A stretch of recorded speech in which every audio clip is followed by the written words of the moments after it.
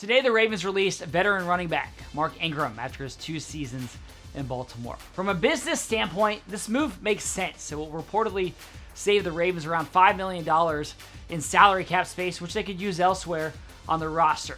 And by the end of last season, the Ravens were really going with J.K. Dobbins and Gus Edwards as the 2 main ball carriers out of the backfield. So for those reasons, today's move wasn't necessarily a surprise, but I think it's important to give Ingram credit for what he did during his 2 years as a Raven. Of course, he made the Pro Bowl last season, and we're all going to remember the sideline celebrations, the iconic quotes, big trusts, all of that.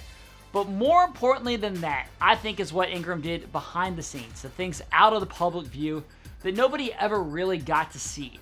He was one of the most respected players in this locker room. He talked to everybody, offense, defense, special teams, older players, younger players. He could be a trusted voice to a veteran or a mentor to a younger player. And I think a perfect example of this is what he did for J.K. Dobbins. If you go back to this spring, when the Ravens drafted Dobbins, it would have been really easy for Ingram to be resentful. We all kind of knew the direction this was going, that Dobbins would ultimately replace Ingram in this backfield. Ingram knew it too. He's been in the NFL a long time and he knows how this works.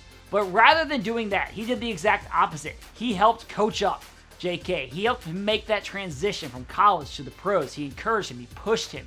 He challenged him. And as a result, J.K. became a better player. And if you talk with J.K. Dobbins today, he'll be the first person to tell you that he views Ingram as a big brother. And he gives him a lot of credit for helping him have so much success as a rookie. That's the type of player and the type of person that Mark Ingram is. And we're all going to miss him next year. There's no question. The energy that he brought to the practice field, to game days, to the building, that is going to be missed.